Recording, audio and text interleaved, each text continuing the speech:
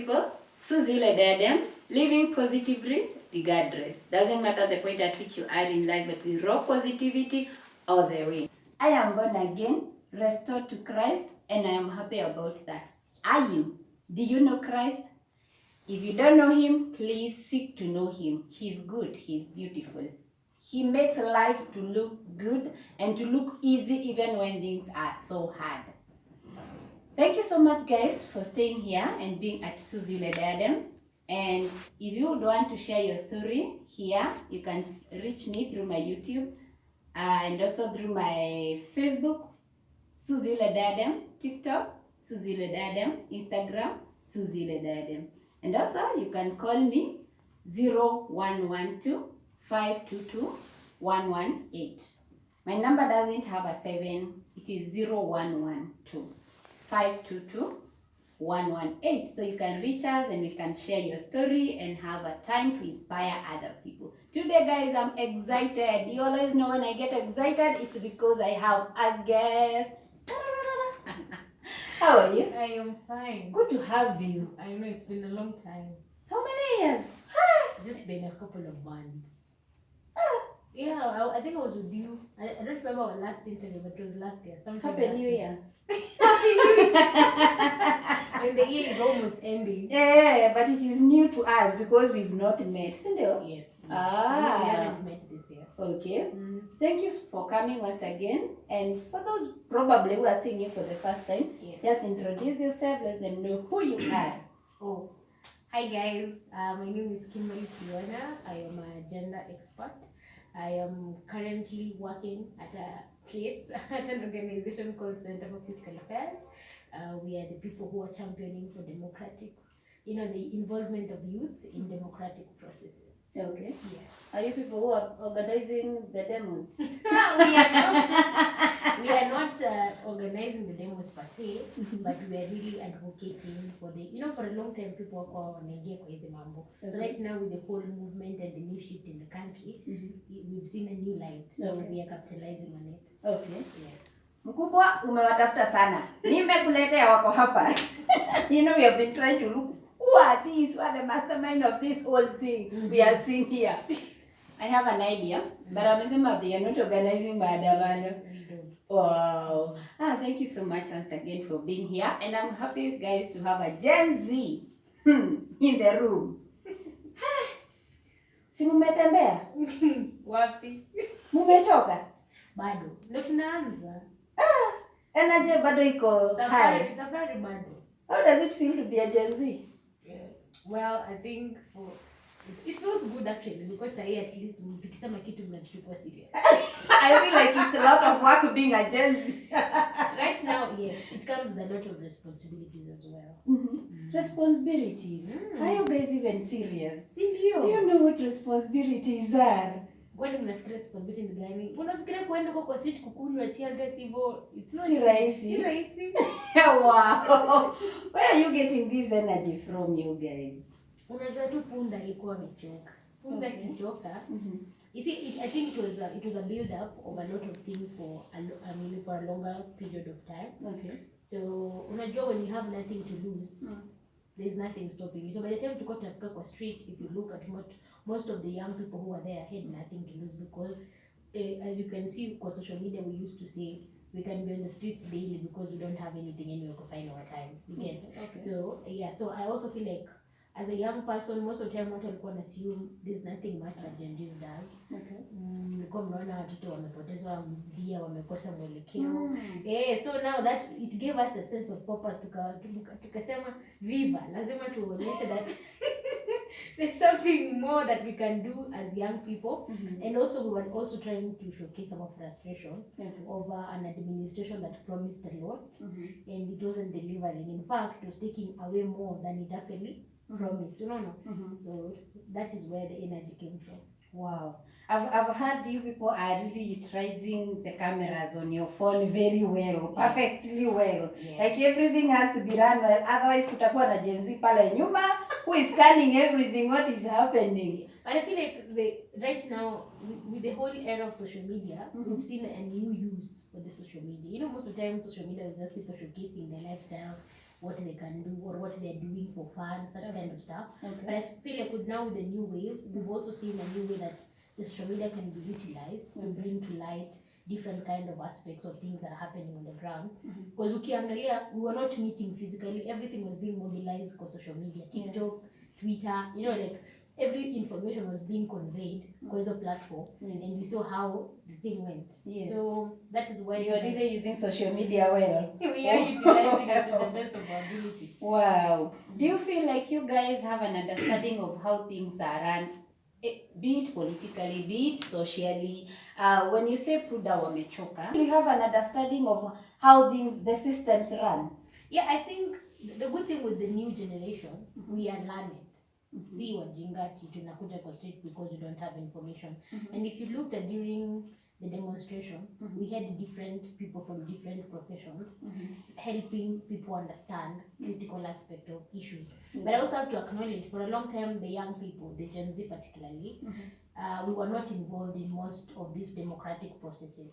That by the time we were getting into this kind of discussion here, the finance bill, actually most people thought that finance bill is something that was introduced this year. But finance bill has always been there. Anytime there's a budget, it comes with the finance bill and the appropriation act. But you see, because most of us have never been really keen to get involved in this kind of process, we didn't know about it. And so for a long time, the millennials are the ones who've been controlling the narrative. And even if you look at the history, most times the young people are not active, involved in voting. Wanakaanga nyumbani, tunangoja wazazi wakapige kura turudi jioni, and then that's it. But I feel like now with the whole new finance bill, there was a new aspect of things that actually came out. And you know, whether you voted or you didn't vote, you were being affected by the current state of the country. And so now the people who are feeling that weight more is actually the youth who are actually also unemployed. And so you don't have a job, you're going to be taxed. The tax is being increased, the prices of things are increasing. Na mtu hapo aoni anakuambia ameenda kuongea na nani huko China kupatie kazi. You get? When we were studying, we were not studying to be transported. Now we look like we are the exports. When you're tunapelekwa the goods. We are the goods. You understand? And that's not why we are going to school. There's nothing wrong if we are going there because we are looking for greener pastures.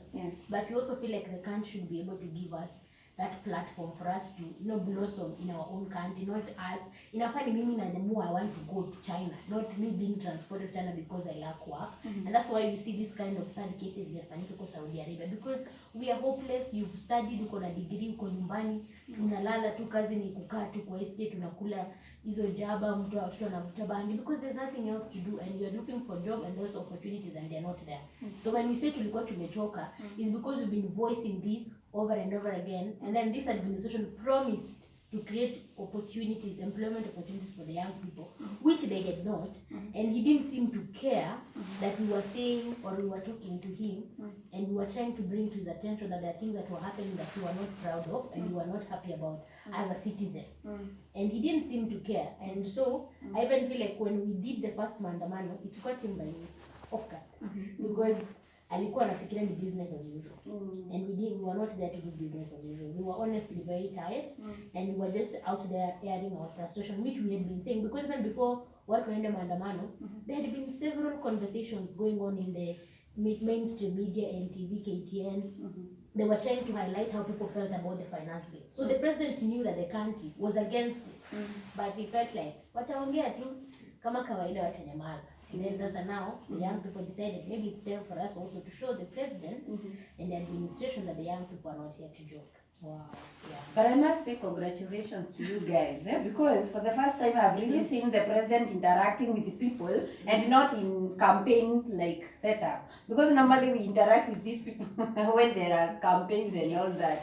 But for the first time namuona mpaka kwa social media anawapea time kuwasikiza. Then I've seen so many platforms that have been organized and he appears in person and you want to respond to the question. So you guys, you have really, there's something you've done until we are like, okay, so there's something you people are doing. You see, now that's where even the problem is. You see, we are seeing like it is it's a new thing. That's why that's what he's supposed to do as a president. That's why we elect any person elected into the office. we are the bosses because we're the people putting you in those kind of situations. We are the one putting you in that seat because you were there to represent the concerns and the needs of the people. You are a representative of us. So if we are saying we are having an issue with XYZ, it is your job to actually listen and look for ways to redress those concerns that we are raising. But you see, you cannot sit there and pretend like now you are your own boss and you're ruling us and you're thinking this is your house, you're going to dictate things the way you want. And you see now, as much as now everyone is making it appear like he's doing something extraordinary, there's nothing extraordinary he's doing. That is exactly what he should be doing as a president. He should be having those forums where we are going, and he should be there listening. We should be having those public platforms, not even only with the president, but any elected person who's in office, who's occupying office, because their mandate is actually to listen and address the concerns of the people. So it's not like they're doing for us any favor. If any chance, they're actually doing what they should be doing for, what they should have been doing. That's what it should have been, eh? All along. Wow, for us we used to just know that ukiona gari imepita na flag hiyo ni ya mheshimiwa, but we didn't know how to get to them, eh? But at least you guys are able to do. And in that, are you feeling like now have you been given the real attention that you needed, or you feel like it's still a show? Personally, let me speak for me. I don't think we are where we need to be. Okay. I don't feel like, first of all, that the fact that the whole idea was hijacked made me feel like these people did not understand what we were trying to put out. Okay. I think they were thinking we were just, for the first time, what made this kind of demonstration very different from the rest was the fact that it was people-oriented. It was not called on by any politician. There's nobody who sat down and told us, oh, Gen Z, mko huko kwa street, muandamane nini. No. It's actually the people who felt like the way things were going, if we did not do something about it, would be in a very bad situation. And so we decided to take that responsibility upon us and take action. So that's what makes this whole thing very different. And then you saw how different people, there was a very good coordination that was going on between different people from different professions. It wasn't just only a Gen Z movement actually, because most doctors, most of those lawyers who are trying to help us understand the finance, most of them are not actually even Gen Z. You understand? Yeah. So I feel like what made it be called the Gen Z movement, just we were the majority on the street, but it was actually a movement that was representing every Kenyan present in this country, because it was a cry for the country, not a cry for just Gen Zs. Because when we get good services, everyone benefits, just not only Gen Zs. You understand? Sure. When kids are able to go to school, it's not only Gen Zs who are benefiting, it's also creating paths for other children who are still growing. You understand? When women are able to access good services and healthcare, we are preventing a lot of deaths that are happening, and now that's what the whole government has tried to do away with. And so I don't feel like they were understanding that our main aim for going to the street wasn't just only to address the issue of the finance bill, but we are trying to address years of issues that has been accumulating without any action being taken. Most of these issues we're trying to address, lack of proper services, si vitu zimeanza sai. Wewe kwenda hospitali unakaa whole day upewi dawa, si kitu ilianza na Ruto, of course. These are things that we've been experiencing for years, different governments, So when we were going on the street, we were just asking for accountability. We are taking a lot of loans. Our budget is way over the top. We've already passed our debt threshold, right? Debt ceiling is way over what we're supposed to have borrowed, but we are not seeing the development, because when you borrow, it's only supposed to be for the purposes of development. But now we are having politicians, flaunting the kind of cars they own, the kind of watches they have. Yet a common mwananchi, there's a child who's at home because they're not able to afford to go to university, and you're telling us you have to cut the budget in education. We are crying because mumetua linda mama. That means most women are going to be giving birth at home. What does that do to the society again? We're going to have high cases of, maternal and mortalities are going to, child mortality is going to increase. So when we are going there, we're just not going to do this. We were not just doing this because we wanted to eliminate, and we wanted like this, the president to call off the whole finance issue, but we were trying to bring to his attention that there are more critical issues that needs to be addressed in the long run. And I don't feel like they understood that's what we were trying to do, because from how they're behaving, we did not go to demonstrate in the Joho Apewe political seat. We did not go to them so that tukuwe na serikali ya nusu mkate. That wasn't our intention. But then that's what is happening. So which clearly shows you that they did not understand the reason why we were demonstrating. Because why would a person who has a net worth of 2.2 billion be wanting a position that is going to earn 1 million? What is the idea behind? Because even with the money he has and that salary, has he and you understand? Something is going on that we are not aware of. So we're not on the street for somebody to benefit. We're there because we were trying to represent the concerns of the people. And we wanted the president to get that. And so he should act on it. Not him appearing the kind of favor kwa hizo platform. He should be doing that. That's what we were asking for. And so I don't think they understood because I feel like we're just back to square one. Wow, that's why you're saying you're just starting. We are just starting. Well, you sit with a Gen Z and you are just like me. I see politics and I run away, but not with Gen Z. Anakuvuruta tu, anakuleta hapo in between. Hii ndo mna part of the problem. When mnaona politics tunapotea, and it is the politics that are influencing how we live actually in this country. But I also feel like one big problem that this country has, there is need for us to understand the difference between politics and leadership. But this country has nothing like that. You understand? We vote in politicians.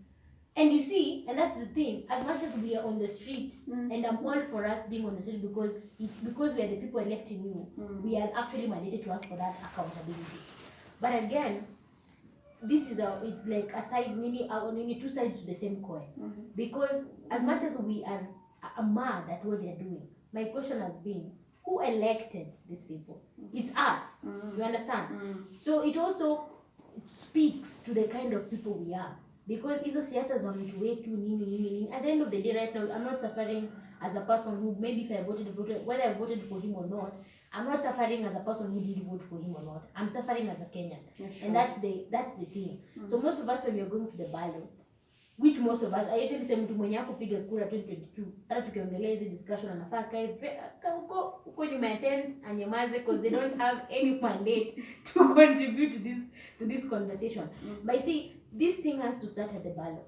People have to understand that there's a difference between a leader, somebody who really wants to make change, somebody who has the interest of the people at heart. And then those are the people who should be putting in office. You know, people who have the credibility to actually run an office. And they have, you know, they also have, what do we call it, the capacity, you know, and the experience to do it. Si tunaweka tu mtu hapo juu amekaa hapo 60 years, sijui 10 years. So at the end of the day, it's not about who is sitting at the office. We're like, even the person sitting at the office, are they having the interest of the people at heart? And that starts with the people you elect into office. Hizo ukipewa 2,000, 1,500, kwani utakula 1,000 for how many days? And I also think maybe you have lived with us long enough until we have rubbed it on you guys, because you were doing a good thing. You had the idea, it was well stipulated, you had it in mind how you want it, but I think what you popularized more, I would still say it is politics, because when all you hear is Ruto must go, instead of really popularizing, what is it that you're saying? Like, we must get equality when it comes to health services, like schools and all that. Because you have lived with us long enough, it affected you. And that's why now, the whole thing looked like you wanted a reshuffle in the whole ministerial, positions, because that is actually what happened. Well, some of us clapped for you and supported check when they were. But again, you continued too much with this thing of Ruto must go, and you are like, okay, so who do you want to come in? And I think now that's where we miss the point, because now that comes to politics. I wouldn't look at it that way, because I feel like for us saying Ruto must go, that was very symbolic. What we were trying to mean is any person occupying office and is not working for the interest of the people should not be occupying that office. That is why we were saying Ruto must go, because he's the president of the country, but his way of running the country was running this country like as if this was his own house. You understand? He was oblivious to the needs of the people, and he didn't care, even though we were talking to him in various ways, but he didn't seem to be interested to listen. And that's why we were saying we wanted him out, is because when you take that seat, you take an oath to serve the interest of the people who elected you into office. He wasn't serving those interests. And so that's why we're saying he needed to step out, so that any person, we don't have like you see, we were leaderless. And that's why we're saying we're leaderless. It's because we want, when we are putting anyone in those kind of seats, we don't have a specific individual in mind that we should be occupying those kind of spaces. But we're saying any person occupying a public office should be a person who's willing and who knows that their mandate is to serve the interest of the people and the citizens of Kenya, and not for your own individual needs. Again, so us saying Ruto must go, we were saying Ruto and his administration must step out, because it was very symbolic to us in terms of these are people occupying office, but every person is there to serve their own interest. Yet when you're occupying a public office, your mandate is to protect the interest of the people of that country, which these people are not doing. On the contrary, they were flaunting to us how they were enjoying, lavish lifestyle with our taxes. And they were continuing to tax us, yet the common Wananchi, that young youth that was killed on the street, you understand, was there because they were asking for accountability. We were asking for transparency in how you deal with our public funds. So there's nothing wrong with us saying Ruto must go, because he must go. At the end of the day, if he's not there to serve our interest, whose interest is he serving? Okay.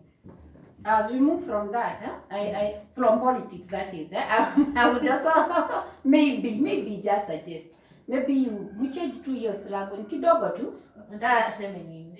Ruto must work. We say he must work. He must work. Because really, even if we removed the Ruto as an individual, and we brought Susan also as an individual, what we are looking at is what is she coming to do on that position. Because if to capitalize, and that's why the politicians are taking now advantage of the whole thing, because if me I'm anti-Ruto, sasa niko hapo kwa Ruto must go. Yes. When you're signing up, you actually applied for a job, right? And you got shortlisted, and you went for the interview, and you got the job. You had a responsibility. You knew why you were signing up for it. That's what Ruto did. When he was campaigning, he was applying for the job, right? We listened. He went for the interview. That was the ballot. He was given the job. Now, why should we remind him why he was signing up for the job? Wow. Okay. On the bahati. Because if he knew he didn't want to work, yeah, sure. He could have just stayed at home. It was not a must. But ukichukua hiyo ofisi, you knew and you took an oath, right, to serve the people of the country. Why should we again have to go to the street to remind you that, yo, bro, when you're taking this thing, you decided this is what you're supposed to do. We're not supposed to do that. And he's forcing us to do that because he's failed at what he promised that he's going to deliver. So we should not be reminding him, as much as I understand what you're trying to say, but if he can go with the whole administration, that will be our joy. Let us put people there who are willing to work for the interest of the citizens, regardless whether millennials have to same page in a Gen Z. But no, we are trying because we are but anyway, as long as things work, because clearly now Gen Z wametuambia the thing they fear most,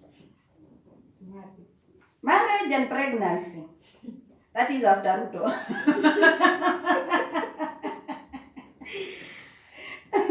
What is it that you guys are fearing about marriage? First of all, data doesn't lie. Okay. Data doesn't lie. So, anyway, let me start with the pregnancy before I go to the marriage. I feel like the marriage is a bit, it has some weight. So for the pregnancy, I think this was there even before the whole Gen Z movement. And I felt like even in our last interview with you, I remember we had a conversation where we were saying most ladies would rather right now, according to statistics actually, they would rather have HIV than actually get pregnant. But that was something that has been there, I think, from way earlier than this whole Gen Z movement. But I feel like it's a responsibility that comes with the child. Okay. You see, pregnancy, si kitu, unasema, wacha nifanye hiki kitu for 2 years, then after that I can leave. When you get pregnant, you're producing another human being. This is going to be a responsibility till you die. Because even right now I'm an adult, but you're still, if something was supposed to happen to you today, you're still your mom's responsibility, your dad's responsibility. You understand? Yes. So I feel like most of us are not ready for that type of responsibility. which is quite ironic because also sex is such an available commodity in the in the market. And you say the statistic data don't lie, and it is showing that actually nowadays it is starting earlier than nowadays. Actually, it's worse. It's worse. Right now, kids. But I don't want to blame the parents, but I also want to blame the parents. I've always maintained that when a child is born like a child comes like a new laptop, unprogrammed. It has nothing. It's new. Then somebody programs it. That's the parents, the society. But the first immediate, family, like the first immediate influence comes from the family. So that could be the mom, could be the house help, like the people that spend more time with this child before tuende kwa mashule. Shule mtoto anaingia akiwa 4 years. You understand? So the society and most likely the household. So again, squeeze it to show on wazazi, they buy for kids simu when they're very young, and tunasema tuko in a different generation, these kids are born intelligent. It makes me wonder watoto kitambo walikuwa wanazaliwa wajinga, but anyway. And so you expose your child to certain kind of stuff very early. And you see, between 0 to 3 years there's rapid growth ya mtoto, because they're trying to, they're learning, they're trying to sit, they're trying to walk, they're trying to talk, so they're trying to grasp everything. And that's why unaambia mtoto ana learning more from observation than what they're being told. And so ndio mama siku hizi pia wafanye whatever they need. Utapatia mtoto ona Cocomelon, fanya cartoon nini, right? So kids get exposed to electronics very early. And siku hizi hivi cartoon content imechange.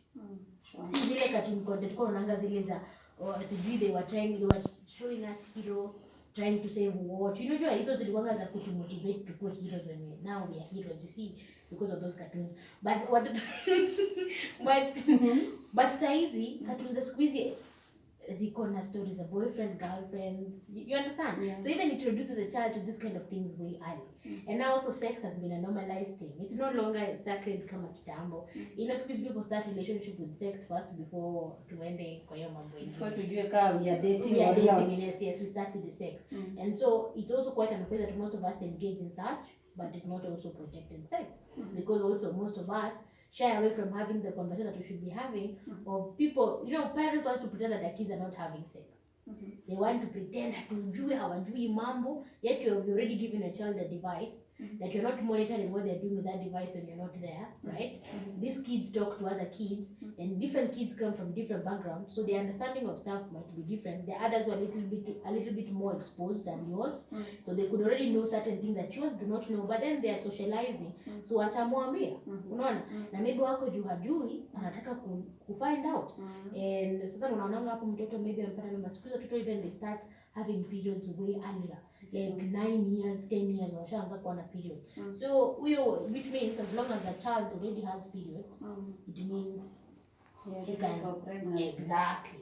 So kama hana information, mtu amdanganye, what happened? And then also something that I noticed when I was at home, that also squeezy kids don't dress like kids. Sometimes it's so hard to tell who's a child ukiwa huku nje na nani ni mtu mkubwa. Kusema tu kweli, and that's why we're also having cases of minors having relationship with people who are older, over 18 years. Because mtoto wa high school sasa ukimpata nyumbani venye amejivaa, you cannot even tell that this is mtoto wa high school. Anakaa msichana mwenye maybe at university, somebody who knows what they're doing, and those are some of the things that is contributing to this early teenage pregnancy. The exposure, and then also we have a very entitled generation as a Gen Z. Something I've also noticed, most of us feel very entitled. We feel like the world owes us something because we're thinking we're way smarter than most of you. Sure. So we have that mentality, like we don't want to be cautioned. So there's a way, I don't know how to put it, but I've seen it, like kuna some entitlement that we have that is coming. So you see, when you have entitlement, sometimes it becomes very hard for you to kukua mtu mwenye unaweza funzwa. Unaelewa? So because you are thinking I know better, and then we also already feel that there's a disconnect between the millennials and the current generation. We are feeling like you guys do not understand what we are going through because we require different era, na sisi tuko in a different era, which I don't think there's much of a difference sana, because parenting and the stages of growth is the same. Hakuna kitu imechange sana, just what is there, like vitu kama social media, the type of information that is there right now. And we are more exposed to such because again of the gadgets. Even because of the gadgets, we get more of this information way earlier than we should. And some of those things tamper with the, you know, with the normal cycle development of a child. Brain, Yes. So you get exposed to so many things when you're still a child, and so it takes away, you know, it's like somebody stealing away your childhood without you having to experience being a child. Now you become an adult because you know things that a child should not actually know. And so we are having young people behaving like grown-ups. You know? And actually that's what I wanted to say. When you say that parents are failing, I feel like sometimes parents want this, even us now, we want to tell you guys to do things in a certain way, but you are feeling you have a better role model on social media. So what your mom is telling you, you feel, oh, that's old school. We don't do things that way, mama. Yes.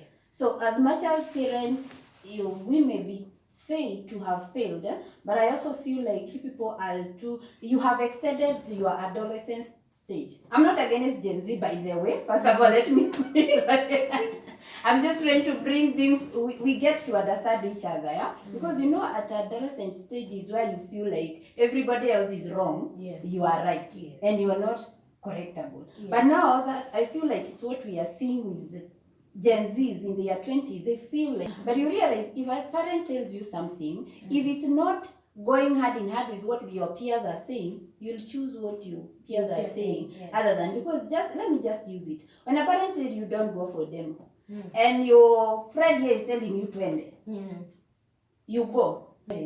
So we feel like as much as we want to mentor these people, they are not mentable, if there's such a word.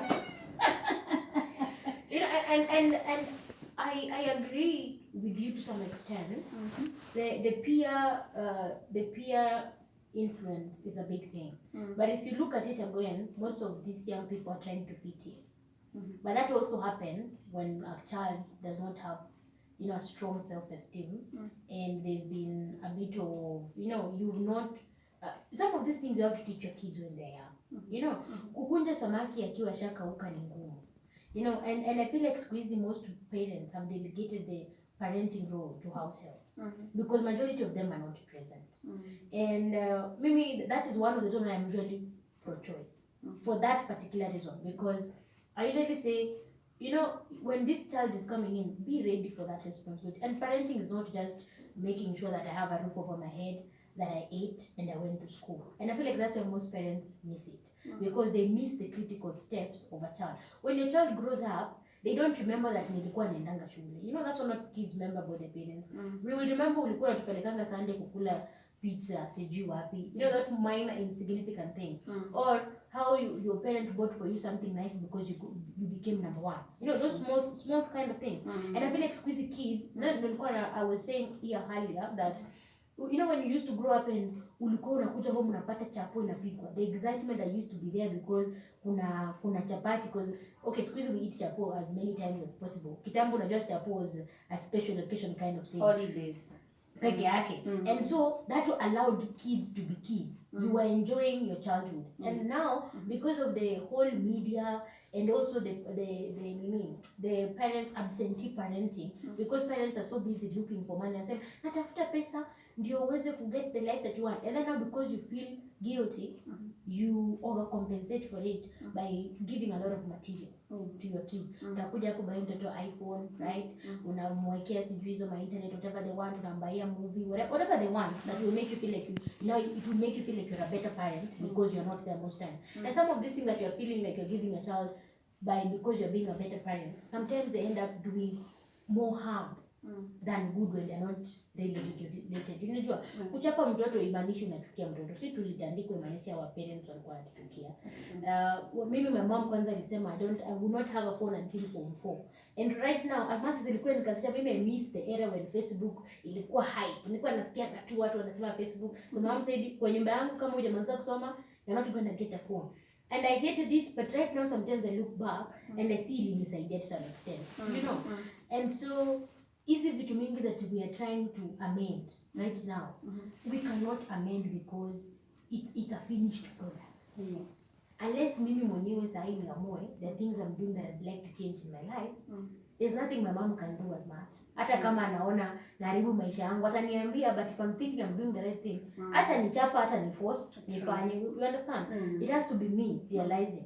But also again, now as I've said, most of us feel like we are right. We feel like we have a generational gap that our parents do not understand. They do not know what they're talking about because we are in a different era. And so because of that disconnect, generational disconnect as we're calling it, it's already interfering with a lot.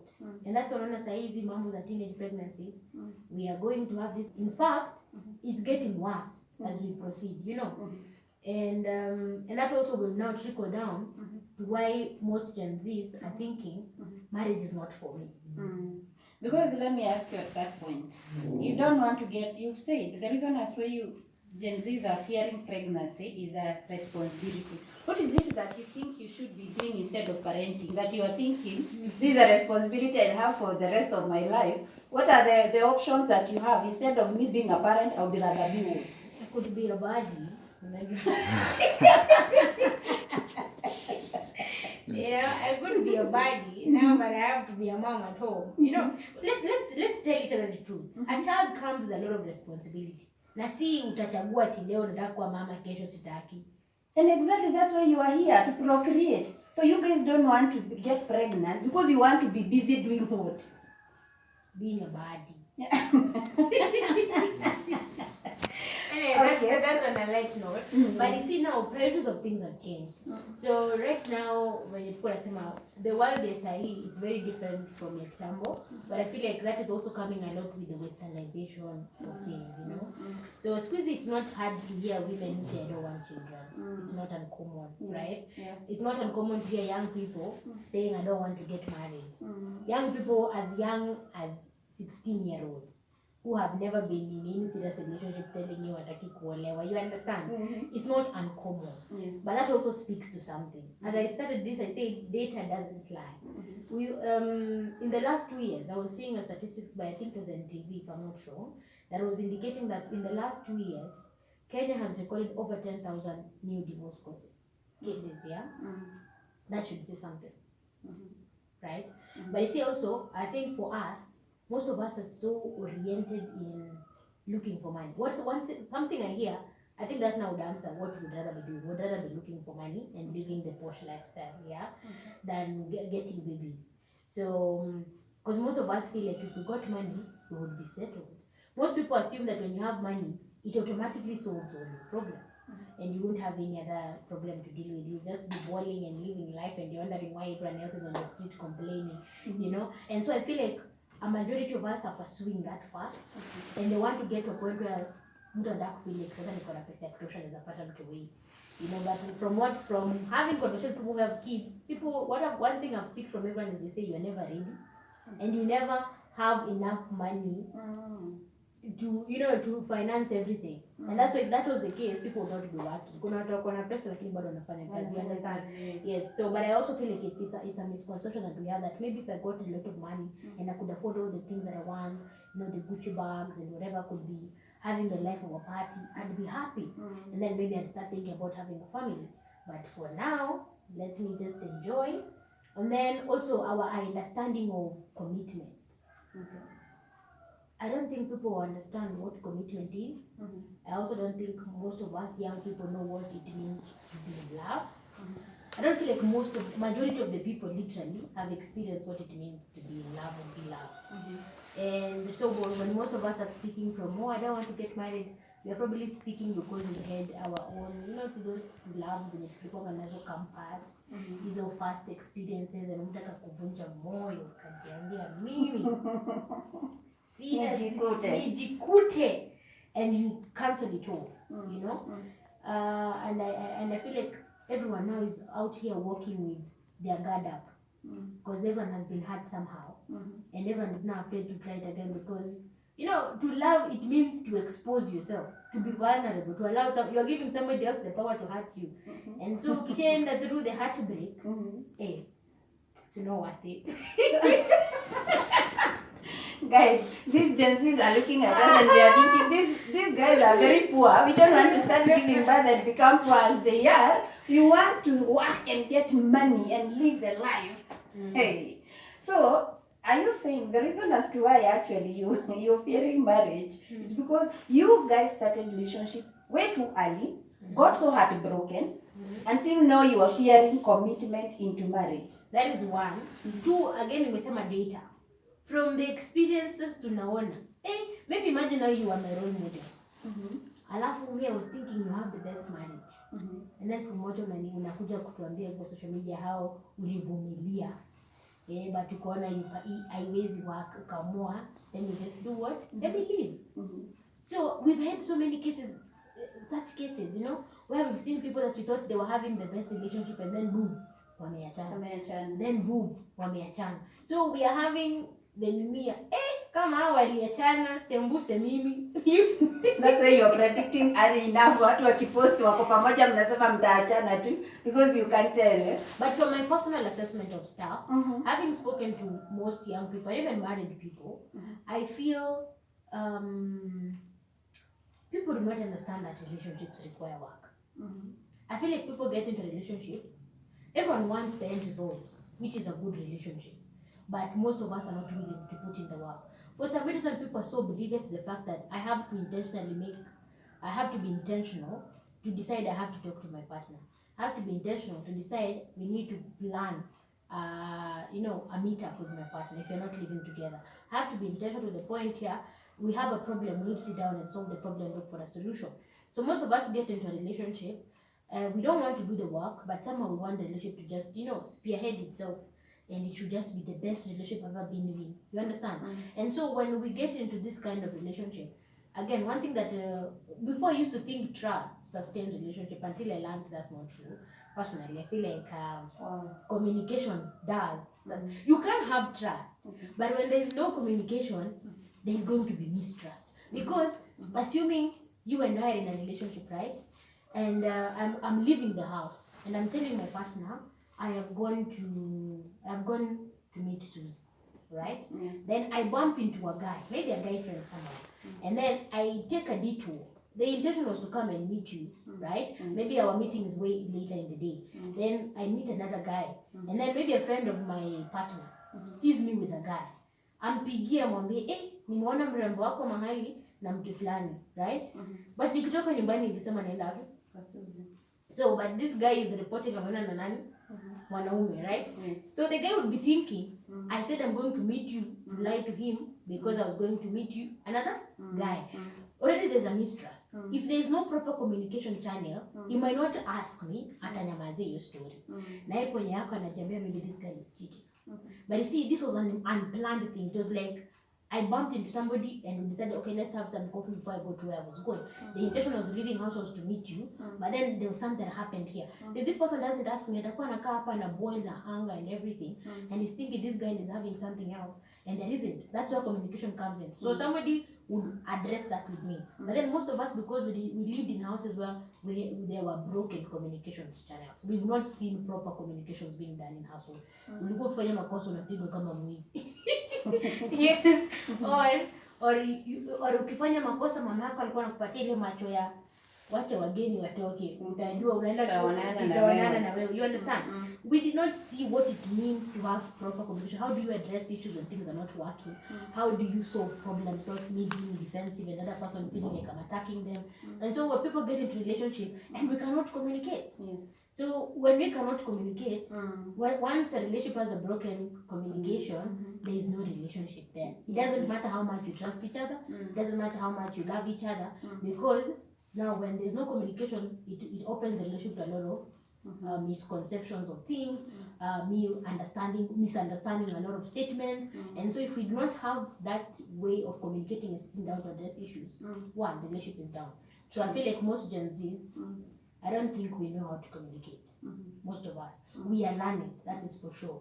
But just because you are learning does not mean you know proper communication channels. And proper communication is not posting on social media and saying and sending quotes, indirect quotes, communicate when you could be, speaking to the other person there. And you find a scenario where people are dating, but they are in the same house, but they're not speaking to each other. Mwingine ako kwa simu huko, mwingine ana TikTok anafanya video zake hapo. So where is the time to bond? You understand? Yes. So that again is something that's happening a lot to us because again of the influence of social media. Kama mimi ni mtu wa simu sana and I like socials, most likely nitakuwa TikTok usiku na scroll. Where you could be using that time getting to bond and knowing more about each other. We are closer to people who are far away to us than people who we live with, And then another thing now, the issue of commitment. Most of us are already used to having what we call flings. So it's not commitment, it's not a relationship, it's just something we are doing for fun. And it's not uncommon size. It's actually the main thing on the dating market. But you just have conversation, I'm not looking for something serious, and just want somebody I can have fun with. Okay. So assuming you've been doing that for quite a number of times, it will be very hard for you to make adjustments. Now you want to commit to one person because it means you're also used to exploring different kind of people. And I think in our last conversation we were asking, when you're used to having sex with multiple partners, how easy is it for you to just now tone it down to one person without you ever wanting to again to explore? You understand? Yeah. And so that again, the issue of commitment comes in. And then another thing that we also fail to recognize is people's background. That is a very critical thing in a relationship because there's a person where people used to eat together. Mimi nimetoka kwetu mtu anakulanga tema anajisikia. Now you want to force me to be sitting down tukae kwa meza, si ndio? Na mimi sijazoea. You see, tutakuwa na disconnect. What I was telling a person, misalignment of vision. We don't have to have the same vision, but at least we need to be seeing the future. The future together, yeah? So it's like now I'm dating a guy who wants to be a president. I don't like politics at all. So you tell me, akiwa president, nitakuwa bibi wa the first lady. That comes with its own set of responsibilities. And it's something I do not like or enjoy. So at the end of the day, I'll be compromising who I am for this other person. And how does that end? I don't like the issue of compromise for relationship. I've been telling people I really don't like it. People should chase their dream and seriously chasing them, not time to compromise. So I don't know how you want to comment on this, because also I have a feeling that what you said, one you guys started, you entered in the universities, you made it so casual that people are even living together like a husband and wife. Yes. And now you two people, first of all, you are very broke. Pesa yenye mko nayo ni ya wazazi. So, and you are acting like parents. You are acting like married people because at your home you eat, you provide.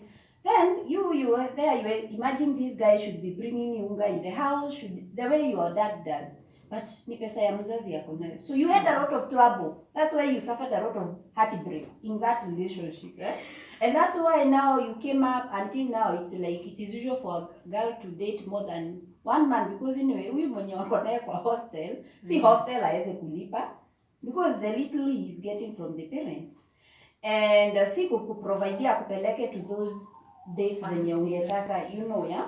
So from there I feel that this is a feeling I'm having. You can correct me for you Gen Zs. Now from there, that's why you have this notion that marriages are very hard. I wouldn't try. Because you already tried what looks like a marriage way too early.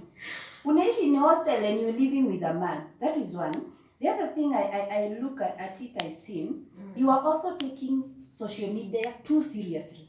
You are letting people on social media to be your role models because when you say that you have seen so many people saying wameachana, and it is true. Even as we look at social media, unaona here, this couple has gone different ways. The way they were serving couple goals. So you feel that marriage is a scam because of what you're seeing. But honestly speaking, if you guys sit down, look at your village, tell me, are there marriages that are working? So many. Starting with most of us, our parents, their marriages are working, their shows are there happy with their bukas. In the village if you go, you'll find marriages that are working. But the data that you guys want to collect is what in social media, and you are taking it too seriously. I feel like that's what is affecting Gen Zs. I think that's where us and the Gen Zs and the Millennials differ. I feel like the Millennials, pardon me, most Millennials lie to themselves. That's what Gen Zs are not doing. That's our main difference. Just because two people are in the same house and they've been together for 20 years does not mean they are happy. Tusidanganyane. Tumeona watu wengi wanakaa juu ya watoto. That's what Gen Zs are saying no to. They are not going to be sticking with somebody just because we bought some 2 children or 3 children. Kitambo ilikuwa ukishazaa na mtu hakuna kuachana, na ulikuwa unajua ukienda kuolewa there is no way unarudi kwenu. Hata kama unapigwa huko, unafanywa nini, unabaki tu huko. But now as we are saying no, we are not doing that. Ikikataa, in fact right now we are not saying until death do us part, until it is healthy for both of us. Inakataa na mnaogopa kuingia ndani. You people are afraid of getting into. And you see, you're thinking most of this relationship we've seen is social media. See social media peke yake. Even people that we know. Because we've had people, tunajua watu wenye wamejaribu ndoa na vitu zikakataa. These Gen Zs wenyewe, some of their parents are separated, some of their parents are divorced. You know, some of their parents, most Gen Zs are probably been raised with single parents, the dad nini wanafanya hizo mambo za co-parenting. So we've seen firsthand what we are talking about. And that's what I'm saying. The childhood traumas that most of us speak of in adulthood are things that have been inflicted in households. So we know because we've experienced them and we've lived those experiences. A Gen Z who's come from a broken family where the dad and the mom, probably somebody cheated, waka break up, they will tell you the experience. That's why that's the reason for not wanting to be in a marriage, because there are certain things they saw. Or there's a Gen Z who had a dad and their mom, and one of them both were drunkards and they were not active parents, and the child missed out on a lot because of that. And maybe that's why they don't want to have kids. You know, most of these things, ndio tufike hiyo point tunasema hivyo, hatukuamka tu tukasema tu yule mtu alinivunja university moyo, I don't want to try. It's beyond just our experiences in the university. And another misconception umesema hapa that I'd like to differ with, just because watu unajua mambo ya watu wawili ujuani na manyumba imeficha masiri. Mimi nasema just because I'm seeing two people smiling when they oh I am happily married does not mean they're happily married. We know couples who live together na kila mtu anaenda kwa bedroom yake and they're not speaking to each other. Kuna mtu mwenye tu mtoto tu anaambia mtoto ndio ambie daddy nataka school fees, na daddy anamwambia mama mimi sina pesa sasa. And those things are happening. And so as we are saying, if we are getting into a marriage, we are not going to vumilia so that museme I am married. We are saying we are doing it because it is healthy. It's something that is nourishing to my soul. Something that I'm seeing the way you're looking at me. No, I'm trying to understand. Yes, and ile mentality ya millennials mko nayo, ile it's a do or die. Even when you're being killed huko ndani umeshikilia tu my husband. That's what we are saying now too. Honestly, me I'd rather not be a married woman than be married and I'm very unhappy in it. Just when I walk out there, mtu anasema oh ule ni bibi ya Njoroge. I do not care. I'd rather munilabel ule auntie mwenye ananga watoto na ana bwana. But I say if I have one life and then you want me to be miserable for 20, because I've seen it. It's not like these are not things that I'm saying at Limona on social media. And I've had people come later to confess how they stayed in marriages so that people would not talk. So that's the difference now between Gen Zs and Millennials. We are refusing those kind of situations. We are saying no. If you are being in a relationship ni tunapendana and it's giving vibes.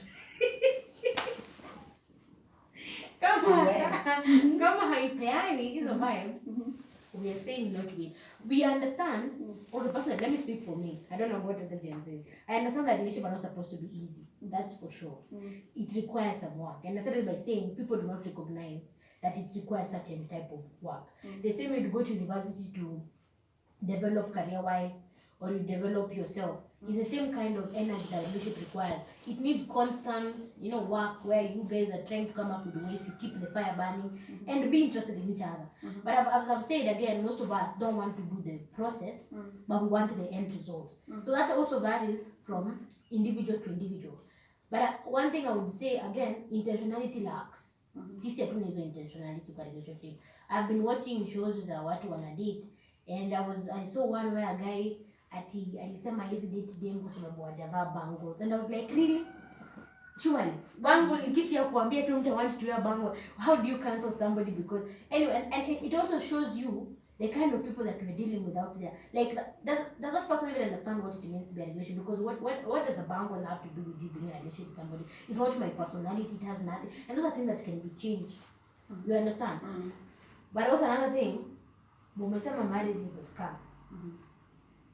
Actually, sometimes it can be. Let me tell you, let me explain. Millennial. Let me tell you. I was telling somebody, do you know why schools relationships has come?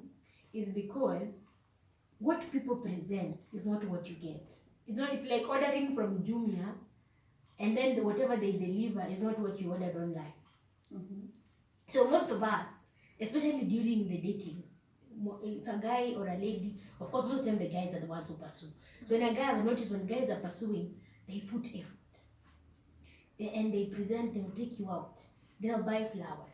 Oh, they'll remember when you're having periods, you like chocolates. They will do all those kind of things. Until they get the position. And then now, boom, that man is not there. And now you see, that's the problem. Because when you're saying yes, you are saying yes to which guy? See, the guy was you know when you're building a house, yes. you put a lot of effort. You build stone by stone, you bring the painting and all that. Once the building is complete, you cannot keep painting every day. You would be painting maybe after 2 years. So a relationship is also a building that is coming up. So you're saying they should bring flowers after 2 years. What are you saying? You people are asking for too much. Yes, I'm saying you don't expect this guy. He must have started from somewhere, from taking you out, sacrificing a lot. No. Then that's the problem. The thing is, do not start something that you know you will not be able to sustain. Nobody is forcing you to buy a flower. Nobody is forcing you to take me to Kempinski for a date. But do not introduce me to something that you know very well you're not going to be able to sustain. That is the problem. We're not asking. I didn't even ask you to buy for me flowers. You volunteered. You brought me flowers. And then when now you are asking me to be your woman, that is the guy I'm signing into. That one. The one was buying me flowers. The one was taking me out to Kempinski. Because that is what you're portraying to be. So if you know you're not that person, kuja tu mguu mtupu hivyo venye huko mkono ukirusha tu free. Nijue ni huyu ndo ninachagua. You understand? But do not come and showcase something that you know you're not going. It's the same way kama mimi sasa when I'm dating a guy, I will not go start washing clothes, cleaning the house. Ndio one mimi wife material. If I know vizuri I will not sustain that behavior. Squeezy, we tell these guys, me I don't wash. You know, like now if you're dating a guy, you must go out looking good and all done, makeup and all that. Huh? When you get married, why do you want to put on makeup when you're in the house? For what? So, and even if you did, at some point you will shower, so you'll not be in your makeup.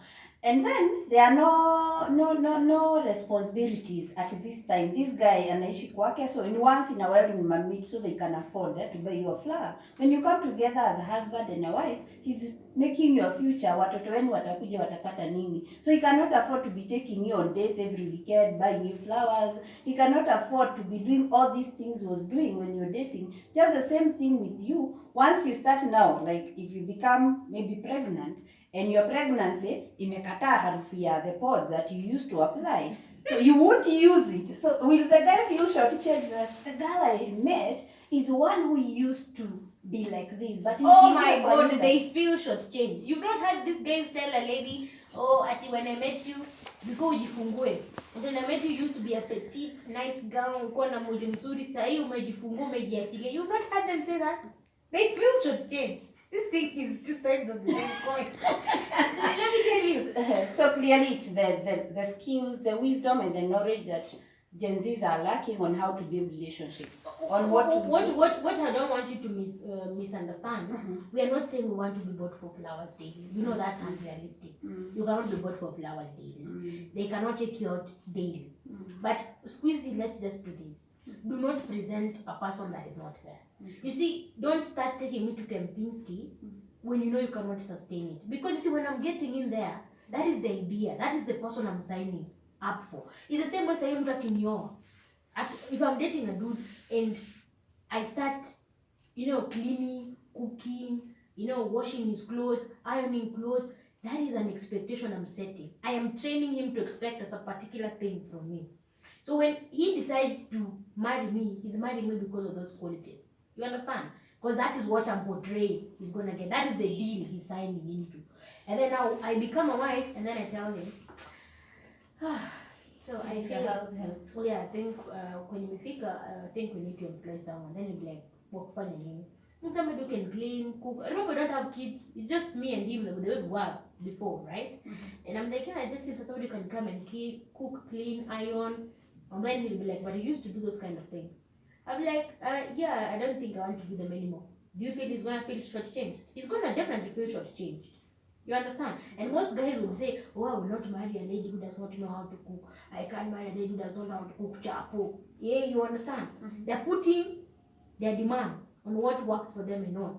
But now, when they come and they show this type of a guy, and then we find out this is not the type of a guy, and I'm feeling shortchanged, stay step. Don't present what is not there. Just if you know you will not take me to Kempinski, anza kunipeleka tu from the onset, nipeleke tu fish and chips. From the onset. If you know that's what you can afford, tuanzie tu hapo. If you know you are not able to buy for me flowers, kama unaweza afford tu ile karos kamoja, tuanze tu na hiyo. Don't introduce me to things, because even when I'm signing up, that's what I'm signing up for. I'm signing to this, I'm thinking, oh my god, I got the most romantic guy. This is the best deal I could have ever gotten. And then I get into that relationship, and then the deal is not dealing. You know? It just can't. Wow. It just can't. Okay.